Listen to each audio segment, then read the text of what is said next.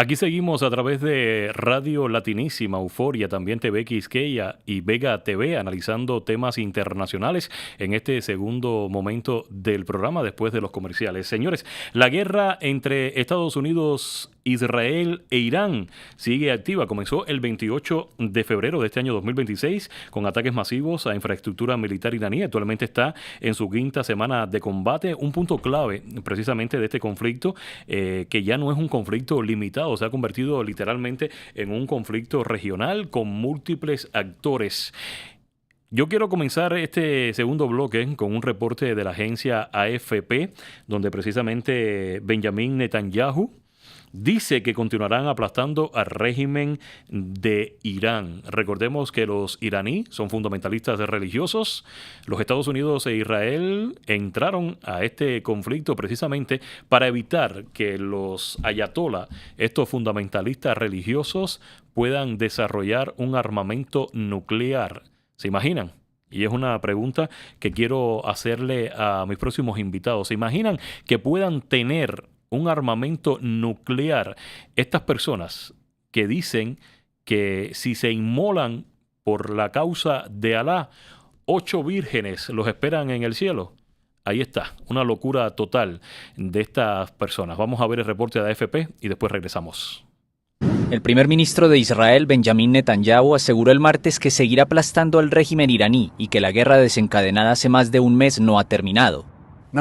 Seguiremos aplastando al régimen terrorista, reforzando los cinturones de seguridad a nuestro alrededor y alcanzando nuestros objetivos. Netanyahu se pronunció poco después de que el presidente iraní Masoud Pezeshkian declarara que quería poner fin a la guerra, un mensaje que impactó en la bolsa de Nueva York, que cerró el martes con fuertes ganancias. Sin embargo, Pezeshkian exigió garantías para evitar que se repita la agresión, según un comunicado de su oficina. Entre ellas están el pago de compensaciones financieras, la definición clara de las responsabilidades y el cese de las hostilidades en todos los frentes. Netanyahu, sin embargo, insistió en que la campaña debía continuar. La jornada del martes también estuvo marcada por ataques a gran escala contra Irán y una amenaza de los guardianes de la revolución, el ejército ideológico de la República Islámica, a las empresas estadounidenses de alta tecnología, Google, Meta y Apple, si más dirigentes iraníes serán asesinados. Entre tanto, el presidente de Estados Unidos, Donald Trump, declaró que cesará sus operaciones en Irán muy pronto para que bajen los altos precios de los combustibles en el país. Les dimos fuerte, acabamos con muchos de los lunáticos radicalizados a lo largo del estrecho, pero si ellos quieren algo, yo diría que en 2 semanas, quizá 2 semanas, quizá 3. En medio del asedio contra su territorio, Irán siguió disparando contra Israel y los aliados estadounidenses en el Golfo, acompañado en la guerra regional por su aliado libanés Hezbollah y los rebeldes hutíes de Yemen. La comisión parlamentaria iraní aprobó un proyecto para imponer peaje a los buques que transiten por el estrecho y prohibió el paso a Estados Unidos e Israel, según la prensa estatal. Interesante lo que está ocurriendo en Medio Oriente. Abrimos debate para ello. Bueno, voy a recibir a Julio Lorente, analista político internacional, artista visual y que me ha acompañado en otras oportunidades. Te recibo una vez más, Julio. Muchas gracias, Aurelio, por la invitación a tu excelente programa. Un honor. Y te va a acompañar en la sala Zoom Manuel de la Cruz, analista político republicano, radicado precisamente en el viejo continente, allá en España. Bienvenido, Manuel. Muchas gracias, Jorge Luis. Un gran saludo. Vamos a comenzar precisamente con esto. El conflicto ya no es solo entre Israel, Estados Unidos e Irán. El grupo Hezbollah, que opera en el Líbano, está atacando también a Israel. Los hutíes, que operan en Yemen, lanzan misiles contra Israel y también contra bases estadounidenses. Y las milicias aliadas de Irán están activas en varios frentes. ¿Cuál será la repercusión? Y voy a comenzar precisamente con Julio, de este conflicto que se ha expandido y que no se ha convertido, o sea, ya dejó de ser un conflicto entre dos potencias con un régimen y está afectando también ya a gran parte de Medio Oriente, a otros países que han sido aliados hasta del propio Irán, porque fíjate que Israel es la ovejita negra en el Medio Oriente en general. Bueno, esto ciertamente va a ser un conflicto que no va a ser, ya lo es mundial, porque implica actores financieros y procesos financieros que nos conectan a todos porque la economía global está interconectada por procesos y cadenas de producción que cualquier conflicto que suceda en el Medio Oriente nos va a afectar a todos nosotros en nuestra totalidad como sociedad. Y hay que entender que Irán es un nodo geoestratégico fundamental porque no solamente controla el estrecho de Hormuz, sino el acceso al canal de Suez, el acceso al Cáucaso, Asia Central, toda la arquitectura energética de Eurasia. Y entonces va a ser un proceso difícil que va a generar un escenario bastante complejo, sobre todo económicamente, si no tiene una rápida solución. Precisamente por el impacto directo de esto en el precio del petróleo, un precio que está desorbitado, que pasa de los $100. Si miramos 2 meses atrás, el precio fijado del petróleo era de 50 a $60 y hoy ha alcanzado pico hasta de 119. Y esto, por supuesto, va a generar un efecto inflacionario en cadena que puede generar hasta un escenario de esta inflación, un estancamiento económico más inflación, lo que sería perverso para nosotros como sociedad porque encarece los productos, encarece el trasiego de mercancías, las rutas de trasiego mercantil se reconstituyen y los barcos tienen que ir por otras partes, por el Cabo Esperanza y demás. En fin, un caos que si no tiene una pronta solución va a ser de una magnitud financiera importante, quizás como la guerra del Yom Kippur en la década del 70.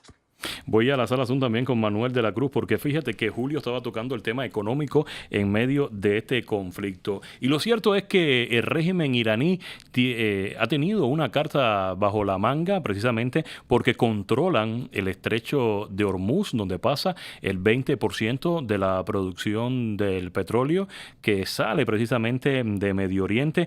Y a mí me llama mucho la atención, tú que eres venezolano, la reacción tan interesante que ha tenido el presidente Donald Trump cuando sus aliados de la OTAN, como por ejemplo España y también Francia, han estado contestatarios y han retado precisamente al presidente con el tema de involucrar a países de la OTAN a tratar de desmilitarizar por completo el estrecho de Hormuz.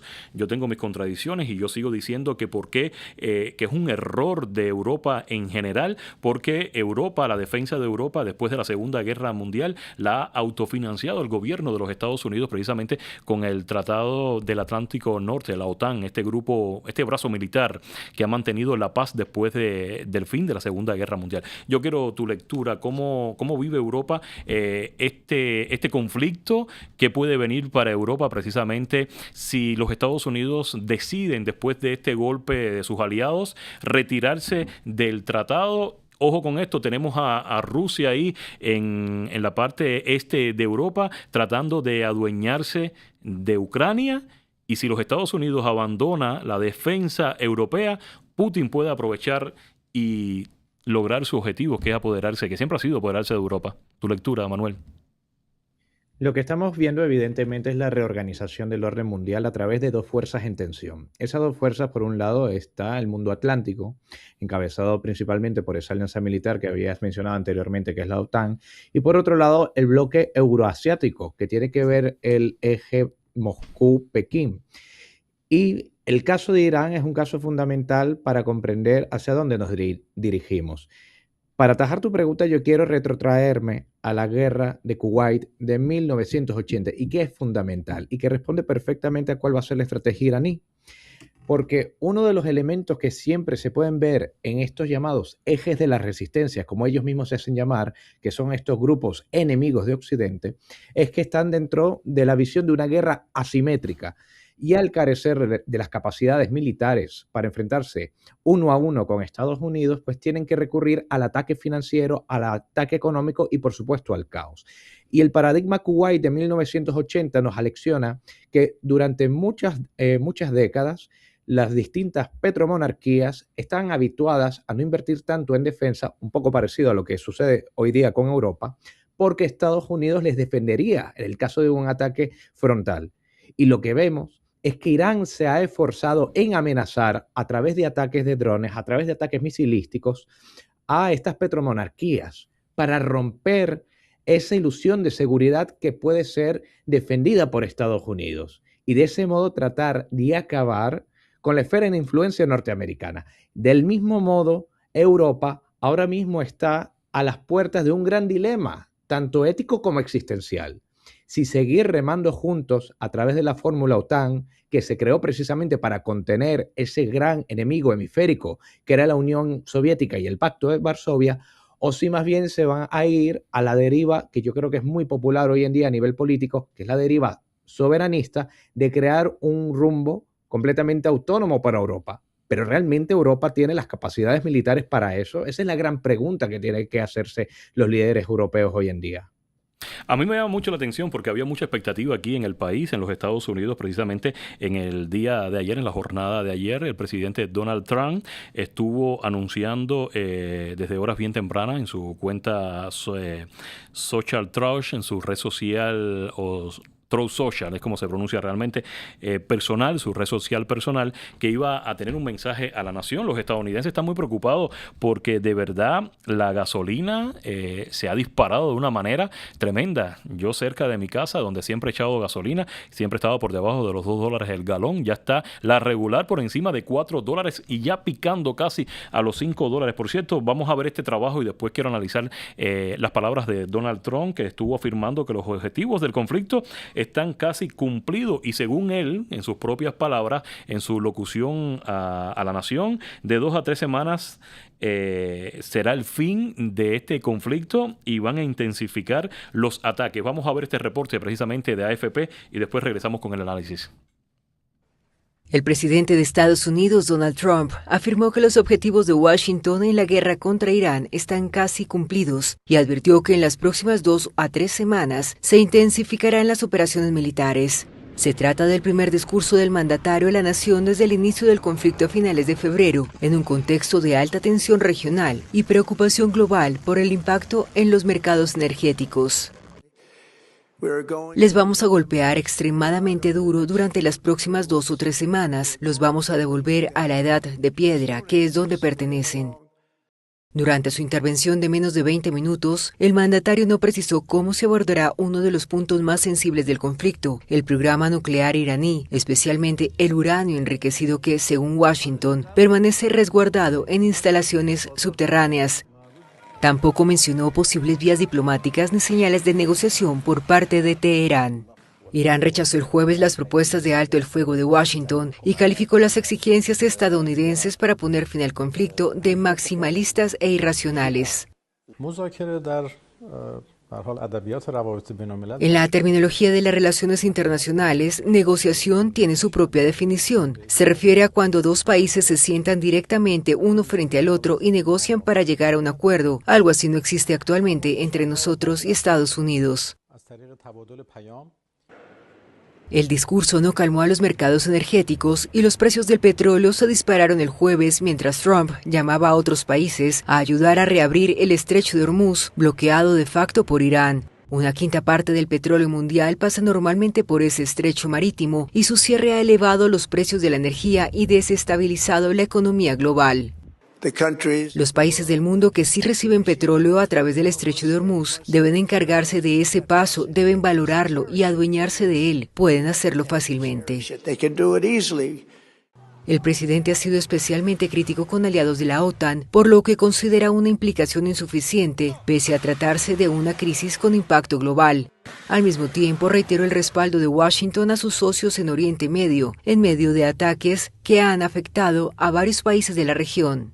Vamos a terminar el trabajo y lo haremos muy pronto. Estamos muy cerca. Quiero agradecer a nuestros aliados de Oriente Medio, Israel, Arabia Saudita, Qatar, los Emiratos Árabes Unidos, Kuwait y Bahrein. Han sido formidables y no vamos a permitir que resulten perjudicados ni que fracasen de ninguna manera.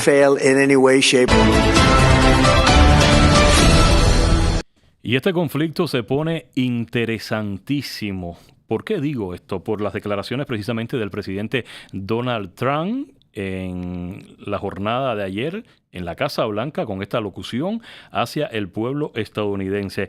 Vamos a atacarlo tan fuerte que lo vamos a llevar nuevamente a la edad de piedra y quiero regresar con Julio Lorente, analista político que me acompaña precisamente en la sala Zoom. Julio, esto está interesante. Yo sé que a ti te encanta el tema de la historia y que has leído muchísimo los conflictos internacionales y me viene a la mente, ¿qué hacer? ¿Qué va a hacer Donald Trump? ¿Qué está pretendiendo hacer Donald Trump con el régimen iraní? Porque fíjate que llevarlo a la edad de piedra, esta gente son tan fundamentalistas religiosos, tienen una cadena de mando tremenda por debajo, eliminaron a Jamenei, que es fue el líder supremo desde que la revolución en el 79 llegó al poder y se instauró en Irán. Han eliminado a otros grandes cargos de la Guardia Revolucionaria iraní, a otras figuras importantes de la política y del régimen como tal. El hijo que lo proclamaron sucesor, el hijo de Jamenei, supuestamente es el nuevo ayatollah, pero no ha dado la cara. Según reportes, dicen que quedó muy mal herido de ese ataque donde su padre murió y prácticamente todo el mando militar alto. Y te hago la pregunta, te estoy describiendo todo esto porque me viene a la mente que los Estados Unidos pretenderá hacer lo mismo que hicieron en Japón e Hiroshima, lanzar una bomba nuclear para ya decirle a Irán, hasta aquí llegamos. Bueno, ciertamente es un escenario que se complejiza y exacto, quedan las opciones más radicales sobre la mesa. Un ataque nuclear, lo que desataría, por supuesto, un conflicto internacional, una tercera guerra mundial, o entrar tropas por tierra, lo que sería problemático para Estados Unidos, porque estamos hablando de un territorio con 1 millón de metros cuadrados y una población de más de 92 millones de personas. Un territorio hostil con cadenas montañosas enormes, con zonas desérticas, que es casi es una trampa hecha país, ¿no? Y es difícil, incluso para el ejército más poderoso del mundo. Es por eso que yo creo también las declaraciones de Trump suelen ser también contradictorias, erráticas. Y alarmantes, diría yo también, Julio, y alarmantes. Sí, porque él juega también con el efecto simbólico de su narrativa. Recordemos que es un hombre que viene del ámbito de los negocios, un empresario que juega también con la psicología del contrario. Y apuesta también por un debilitamiento moral de la cúpula iraní. Pero las élites políticas occidentales tienen que entender que este régimen islámico de corte chiita está acostumbrado al martirologio, al sacrificio, y eso dentro de su esquema de poder es muy importante. Es decir, para ellos no es una pena que le maten al líder del sagrado, el ayatolá, sino que es un reforzamiento simbólico de su prédica teológica. Es decir, ya ascendió, está con las vírgenes, es un mártir y por eso teníamos que resistir. Es decir, que simbólicamente podría tener un efecto contrario, porque es un sistema diseñado por una serie de unas castas que son de rápida sucesión. Matan a uno y ponen a otro. Porque lo que importa es que se mantenga esa visión teológica chiita que se enfrenta a la visión musulmana sunita, que está en conflicto en esa zona del Oriente Próximo. Entonces yo creo que le va quedando esas dos opciones, o retirarse del conflicto, porque no quedan claros tampoco en los orígenes las intenciones de este conflicto. Primero, el año pasado, con la operación Martillo de Medianoche, en junio del 2025, si mal no recuerdo, sí, por las palabras propias de Trump, se había destruido la capacidad nuclear de empobrecimiento de uranio de Irán con el ataque a la base de Fordow. Y luego este año nos dice que faltan unos días para que tenga un arma nuclear. Luego no es el arma nuclear, sino cambiar el régimen. Y luego no es cambiar el régimen, sino diezmar la capacidad de lanzamientos misilísticos de Irán. Es decir, que no hay una congruencia en la propia declaración de la administración de por qué estamos en este conflicto. Un conflicto que vamos a padecer los efectos todos, porque Irán es parte de un objetivo político que no inició Trump, sino lo inició Bush hijo, y esto hay que recordarlo, con el eje del mal, que comprendía 4 naciones, Irak, Siria, Libia, Irán. Y que lamentablemente Barack Obama le dio un oxígeno tremendo, dándole un crédito de dinero millonario a ese régimen que lo engañó realmente. ¿Cómo tú le vas a dar dinero a un régimen que está tratando de hacer una bomba nuclear?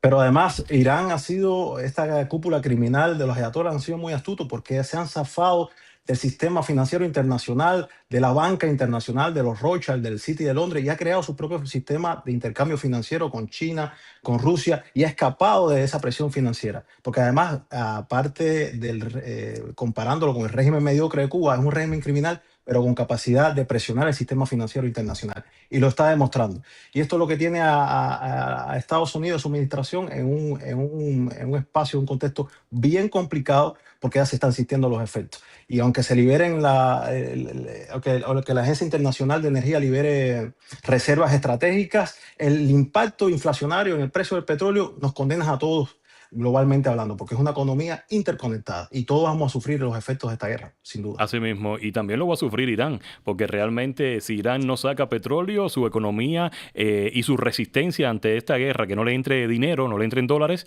bueno, va a ser afectado literalmente también el propio Irán. Sí, pero están dispuestos a la inmolación, están dispuestos a morir, porque para ellos es parte de su concepción teológica distorsionada de la realidad, y esto es un elemento que refuerza su narrativa simbólica, hay que tenerlo en cuenta también.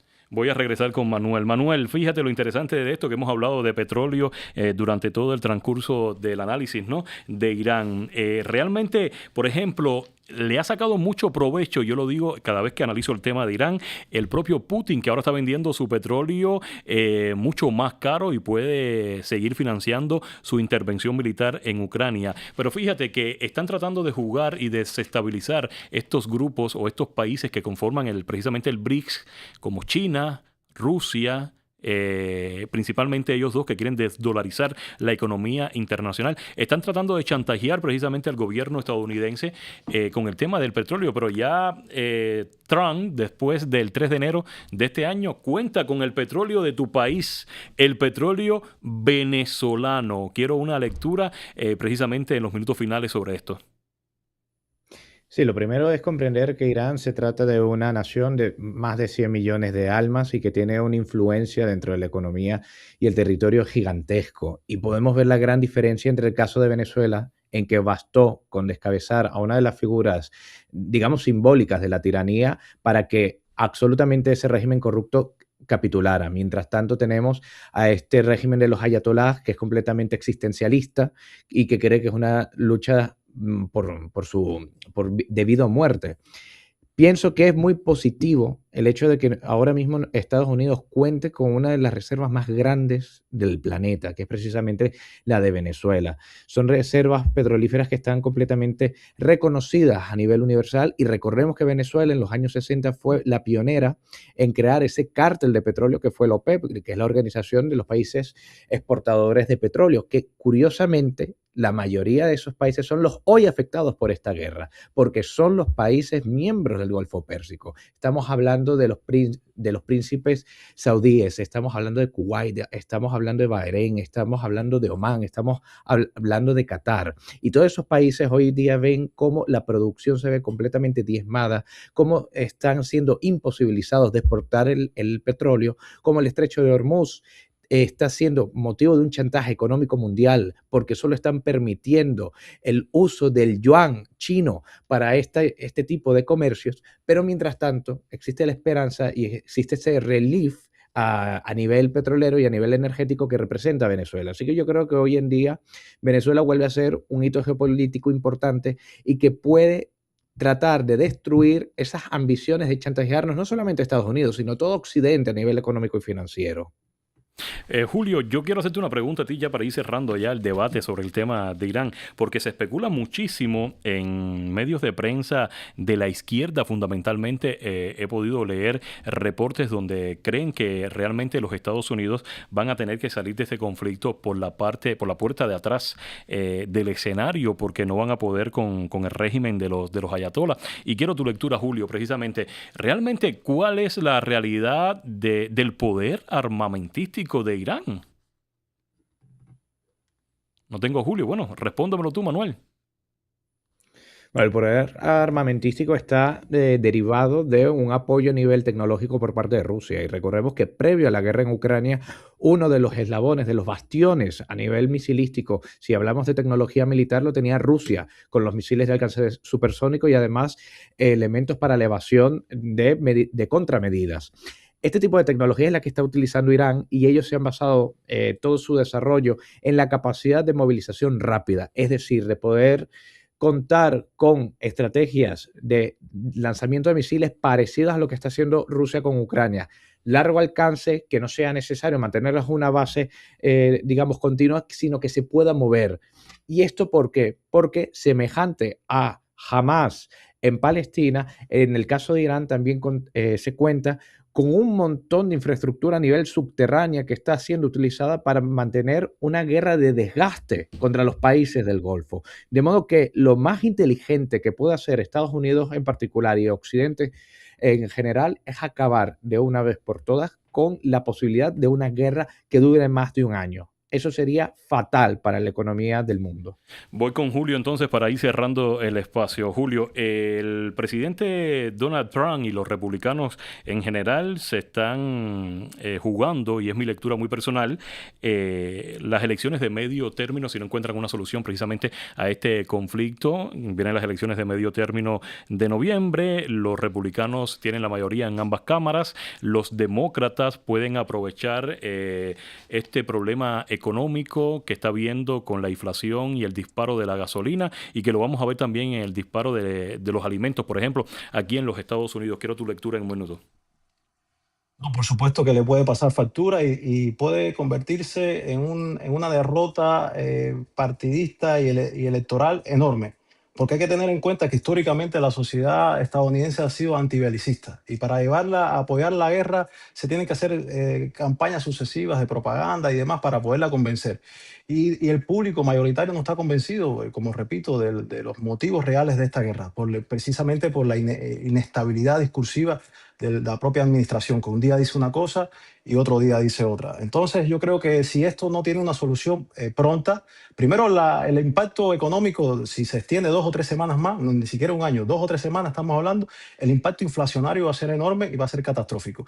Y el impacto electoral, si esto no tiene una rápida solución, que podría ser una retirada a escala de Estados Unidos, y que los actores que están en la zona, Emiratos Árabes, Arabia Saudí, se encarguen de la situación con un apoyo de las bases armamentísticas que tiene ahí Estados Unidos, pues creo que sí va a tener un efecto muy negativo para la administración y va a sufrir una pérdida electoral que le va a quitar de las manos en la Cámara y el Congreso, ¿no? Lamentablemente, señores, lamentablemente llegamos al final del espacio. El tiempo pasa volando aquí en el estudio. El análisis sobre el tema iraní, el conflicto Irán, Estados Unidos e Israel. Precisamente tendremos otras oportunidades para analizarlo. Un placer que me hayas acompañado. Recuerde que me puedes encontrar cada tarde de 5 a 6 en Latinísima. También estamos una vez en la semana en TV Quisqueya y Vega TV para la República Dominicana. Un placer. Soy Orelvis Cabrera y esto fue Frente a Frente, el espacio político de esta estación. Nos vemos.